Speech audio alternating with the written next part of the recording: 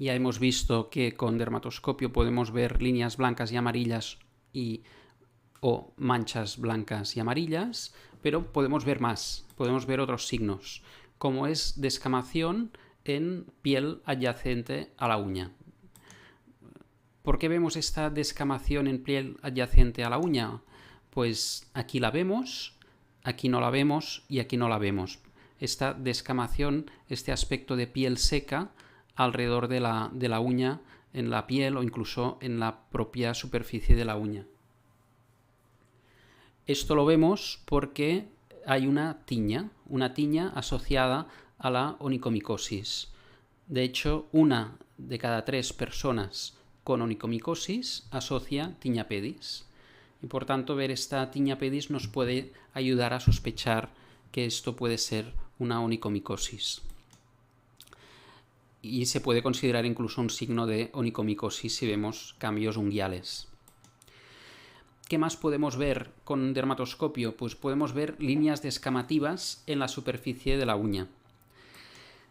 ¿Por qué vemos estas líneas descamativas? Pues las uñas, ya de por sí, uñas envejecidas, tienen estas estrías longitudinales. Esto es una uña normal, simplemente de una persona de más de 40 o 50 años.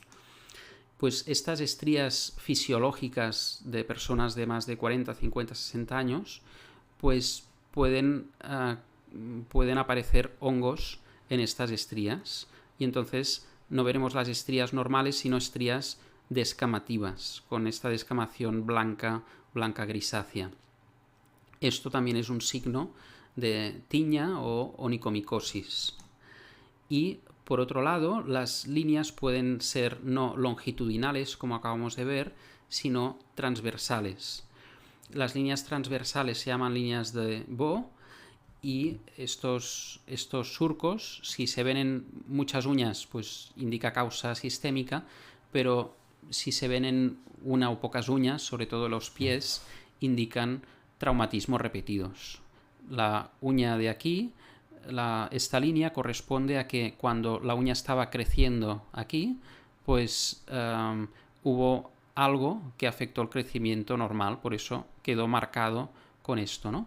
Si este algo es un golpe, un microimpacto aquí en la uña, que este impacto se traduce en la raíz de la uña que está aquí, pues podemos ver líneas de Beau por microtraumatismos en una onicodistrofia traumática. Bien, entonces esto es una uña con una distrofia traumática por estos microtraumatismos repetidos, y vemos estas líneas, estas bandas. Aquí estas bandas no son descamativas porque no hay hongo, pero si hubiera hongo veríamos que estas líneas, estas ondulaciones, estos surcos transversales son además descamativos. Líneas transversales típicas de una onicodistrofia traumática.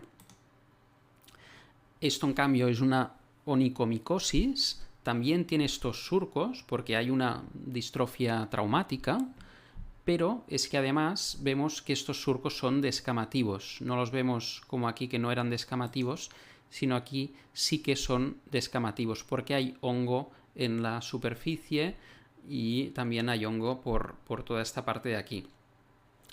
En hongo, descamación periunguial.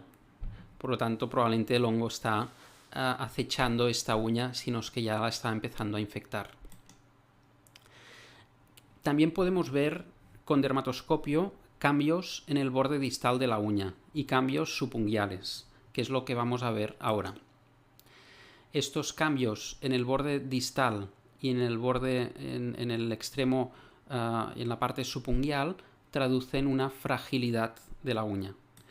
¿Por qué es frágil la uña cuando está infectada por hongos? Porque los dermatofitos digieren la uña, la debilitan y la hacen menos compacta. Por eso da esta fragilidad distal, y explicará todos los cambios que veremos de ahora al final del vídeo. Uno de los cambios que podemos ver debido a esta fragilidad a nivel distal es este borde distal de terminación irregular. Parece que termina aquí la uña, pero en realidad termina hasta aquí. Borde de terminación distal de terminación irregular. Aquí le llamo en peldaño porque se ve claramente un final aquí y pam, hay como un peldaño, ¿no? Es como, parece que termina aquí, pero hay más. Es lo mismo que vemos aquí. Parece que termina aquí, vemos aquí un borde claramente que parecería que terminara aquí la uña, pero no termina hasta aquí. Borde distal de terminación irregular en peldaño. También a veces termina de forma más progresiva, como una ola, con esta parte más espumosa. Es lo que vemos aquí, un borde distal de terminación irregular, que pongo aquí en tipo ola, por decirle de alguna manera, ¿eh? Parece que la uña termina aquí, pero fijaos, no termina hasta aquí. Esto es típico de las onicomicosis. Parece que termina aquí, pero no termina hasta aquí, ¿no? Parece que termina aquí, pero no termina hasta aquí. Aquí vemos lo mismo, un borde distal de terminación irregular. Parece que termina aquí, pero vemos esta terminación irregular o progresiva. Este borde distal también lo podemos ver aquí, de terminación irregular o progresiva. Y aquí también, pues parece que termina aquí, pero se continúa hasta aquí. Otro cambio que podemos ver en las onicomicosis es un borde distal aserrado, un borde distal como espiculado o con como veremos aquí, ¿no?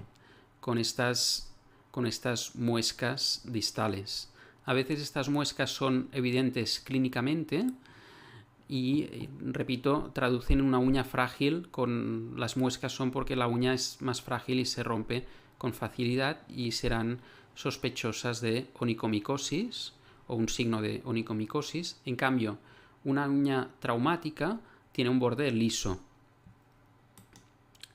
Por tanto, un borde distal aserrado nos habla de una onicomicosis. A veces este borde distal será evidente clínicamente, como vemos aquí, aquí clínicamente es evidente, pero otras veces será muy sutil y este borde distal aserrado solo será evidente con un dermatoscopio. Fijaos, este borde aserrado distal. Otro signo dermatoscópico que nos puede ser de mucha utilidad es la interfase entre la uña y la hiperkeratosis subunguial. Esta interfase en la onicomicosis es aserrada. Fijaos que tiene esta ondulación. Ahora hablaremos más en detalle de esto.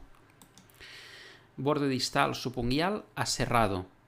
Ya no es el borde distal aserrado, sino el borde distal subunguial. La interfase está entre la uña sana, que aquí la uña está sana, y la uña con hongo, esta hiperkeratosis subunguial. Borde distal subunguial aserrado. Entonces, esto es lo que vemos aquí, ¿no? Esta interfase entre la uña que todavía no está infectada y la uña infectada, que es un borde, una interfase aserrada. Borde distal subunguial aserrado. ¿Y por qué vemos esta hiperkeratosis subunguial? Bueno, siempre que tengamos una uña que está despegada del lecho unguial, de la piel, siempre que tengamos una uña con onicolisis, una uña despegada, pues se puede acumular esta hiperkeratosis. Por tanto, la podemos ver esta hiperkeratosis subunguial en psoriasis o la podemos ver en una onicodistrofia traumática también, ¿eh? Pero en el caso de la onicomicosis, lo que traduce es que el topo, el hongo que va excavando la uña, pues claro, todo esto que va excavando, pues en algún sitio tiene que acumularse. Y todo este acúmulo de desechos del túnel es la hiperkeratosis subunguial. Como todas estas ruinas, estos escombros, es la hiperkeratosis subunguial. De hecho, en los artículos, la hiperkeratosis subunguial la encontraréis con el nombre de ruin appearance, como aspecto de ruinas. Y realmente es que es esto, ¿no? Porque son las ruinas del túnel que va excavando el hongo.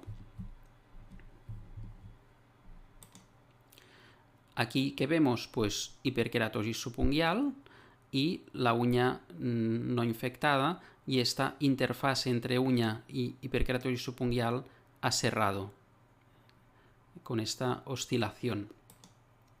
Y aquí lo mismo, este borde distal subunguial aserrado. Aquí lo vemos también claramente. Y aquí más de lo mismo, un borde distal aserrado. En cambio, en la psoriasis, esta mano tiene psoriasis, las uñas con psoriasis, y si nos fijamos, también tiene hiperkeratosis subunguial, pero la interfase entre la uña y la hiperkeratosis subunguial es totalmente lisa, no es aserrada. En resumen, un borde distal subunguial liso no es el típico de una onicomicosis. En la onicomicosis, esta interfase entre uña y hiperkeratosis subunguial es aserrada y no lisa. Si es lisa, habla de onicolisis no micóticas, pues psoriasis o una onicodistrofia traumática. El hongo que está solo en la parte de debajo de la uña, la onicomicosis subunguial, pues puede acabar afectando todo el grosor de la uña. Con el tiempo puede acabar progresando y aquí vemos uña normal y aquí uña infectada, pues con el tiempo puede afectar todo el grosor de la uña y no ver ya nada de uña normal. Y aquí vemos lo mismo, ¿no? La onicomicosis ya está afectando prácticamente todo el grosor de la uña. En resumen, para resumir las características dermatoscópicas de la onicomicosis, podemos ver líneas blancas o amarillas que ya de por sí tienen una sensibilidad del 90% para el diagnóstico de onicomicosis, pero es que además podemos ver muchas más cosas. Podemos ver manchas blancas o amarillas, que son esas cavernas que puede hacer el hongo. También podemos ver líneas descamativas, transversales o longitudinales, o descamación periunguial, que nos hablaba de esta tiña pedis. También podemos ver cambios en el borde distal, ya sea un borde distal de terminación irregular o progresivo, en peldaño o en ola, o podemos ver un borde distal aserrado o un borde distal subunguial aserrado. Todas estas irregularidades del borde distal traducen esta fragilidad porque el hongo ha debilitado la uña al infectarla. Muy bien, pues visto esto, pues aunque no está muy bien estudiado, podemos ya suponer que la sensibilidad de la dermatoscopia está a años luz de este 77%, y yo me atrevería a decir que incluso es superior al que podemos obtener con una biopsia. Gracias.